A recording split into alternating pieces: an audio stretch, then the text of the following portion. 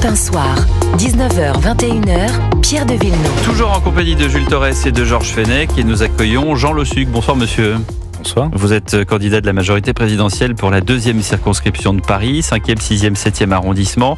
Vous avez, alors la liste est longue, vous avez face à vous Marine Rosset pour le Nouveau Front Populaire, vous avez Gilles Legendre, qu'on connaît bien, qui est un candidat dissident et qui était à l'époque sous les couleurs de Renaissance. Vous avez Mélodie de Witt pour le Rassemblement National, Romain Marcilly pour la Nouvelle Énergie, Cécile Laurence pour Equinox, Charline Joliveau pour Lutte ouvrière, Ornella Evangelista pour Reconquête, Élise Magne pour Volt, Clara Sacasa, Félicité Herzog pour les LR et Frédéric Moriange et Élise Magne. Voilà, je les ai tous cités. Comment est-ce que vous êtes arrivé dans cette circonscription, monsieur Le Suc ? Alors en réalité, je suis élu dans la circonscription depuis 2020. D'accord. J'ai été élu dans le 7e arrondissement au Conseil de Paris et à la mairie du 7e arrondissement avec Rachida Dati en 2020. L'investiture qui m'a été proposée est une investiture en fait assez large de rassemblement, puisque le souhait, lorsque le candidat sortant n'a pas été réinvesti, c'était de pouvoir renouveler l'investiture de la majorité présidentielle dans cette circonscription en ouvrant à des personnalités nouvelles. Et mon nom est rapidement apparu comme faisant consensus, à la fois auprès du gouvernement, de Rachida Dati bien sûr, et également, et c'est important de le rappeler, des élus qui composent une partie du Conseil de Paris et qui sont élus dans ces 3 arrondissements. Je pense notamment à Jean-Pierre Lecoq, le maire du 6e arrondissement, qui m'a immédiatement apporté son soutien. Et Gilles Legendre, du coup Il a choisi de se maintenir pour des raisons qui le concernent et qu'il ne m'appartient pas de commenter. Je comprends qu'il fait campagne et je fais campagne de mon côté. Jules Torres. Est-ce que finalement, le fait que Gilles Legendre, qui est l'ancien président du groupe La République En Marche à l'Assemblée nationale, ne soit pas investi et que vous, qui venez plutôt de la droite, soyez investi, ne montre pas qu'il y a quand même une alliance un petit peu tacite entre, en tout cas un rapprochement entre La République En Marche Renaissance et les Républicains, en tout cas à Paris? Je pense en tout cas que la majorité présidentielle et notamment le Premier ministre ont été très clairs sur leur désir d'ouverture à des nouvelles personnalités, à de nouvelles sensibilités, issues de courants qui jusque-là n'étaient pas représentés au sein de la majorité. C'est vrai à Paris, plusieurs alliances ont été formées dans certaines circonscriptions. C'est vrai également dans les Hauts-de-Seine, où plusieurs candidats venus de l'horizon divers droite ont été investis par la majorité. Y compris face au Premier ministre? Dans certaines circonscriptions des Hauts-de-Seine, des candidats issus de sensibilités divers droite ont été investis avec le soutien du Premier ministre, quels que soient par ailleurs les candidats qui ont été investis dans sa circonscription. Jean Le Suc, on a eu des sondages, enfin on a des sondages pour l'instant qui donnent très très haut à la fois le Nouveau Front Populaire et le Rassemblement National pour les futures législatives. Est-ce que la majorité présidentielle a encore une carte à jouer ? Je pense qu'en tout cas, pour la situation dont je peux vous parler, que je connais bien, qui est celle de Paris, la majorité présidentielle a une carte à jouer et elle est décisive. Parce que la 2e circonscription, comme beaucoup de circonscriptions, a vu aux européennes une poussée de la gauche à Paris. Et de la gauche dans sa formation la plus radicale. C'est-à-dire une alliance qui s'est d'ailleurs concrétisée très rapidement avec les forces de la France insoumise. Nous avions jusqu'à présent dans la circonscription une gauche qui était une gauche issue du Parti socialiste, plutôt classique. Et on s'aperçoit en réalité, en regardant les résultats, qu'on a une vraie poussée de la gauche dans plusieurs bureaux de vote de la circonscription. Et c'est une situation qui reflète assez bien la situation parisienne.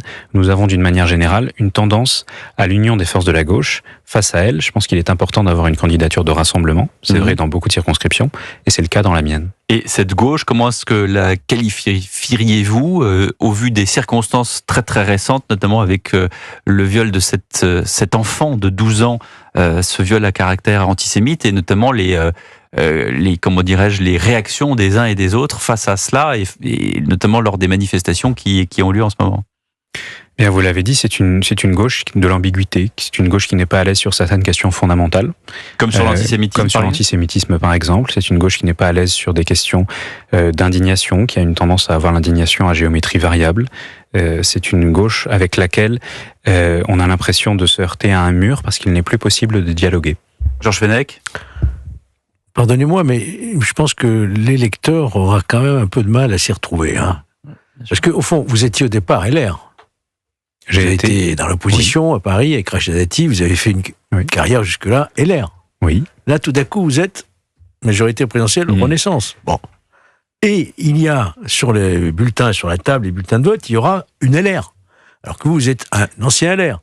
Il y aura le gendre qui est de l'ancienne majorité. Je sais pas comment. C'est un jeu de piste, vous voulez dire. Franchement, deux choses. Je sais pas comment les électeurs vont s'y retrouver. Ça ressemble pas tout à fait à une candidature de rassemblement. Jean Le Suc, répondez Jean Le Suc.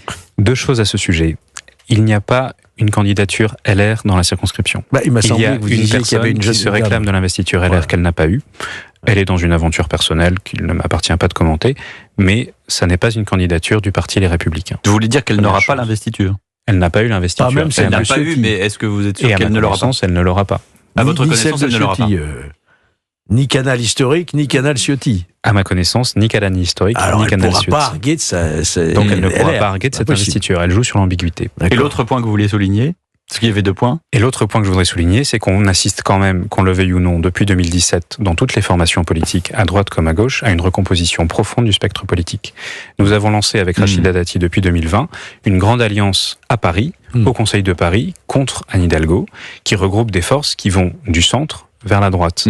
On a mené cette campagne en 2020. Je pense aussi que c'est une continuation de ce que nous avons fait à Paris. Jean Le Suc, vous qui êtes maintenant dans la majorité présidentielle, vous portez le message du président. Les électeurs que vous rencontrez, qui ont eux-mêmes assisté à 21h01 à la dissolution, le fameux dimanche électoral, qu'est-ce qu'ils vous disent?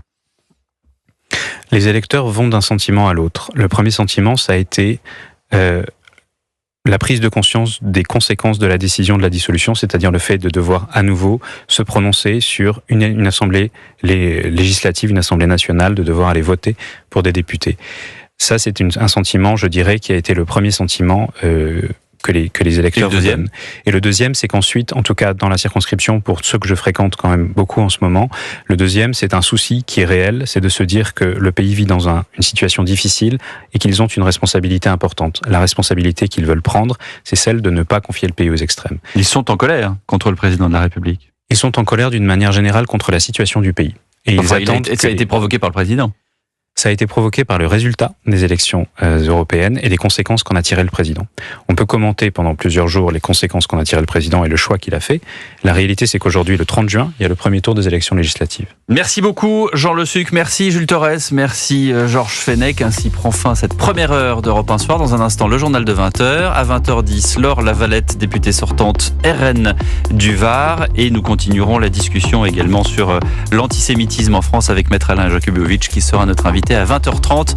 À tout de suite sur Europe 1.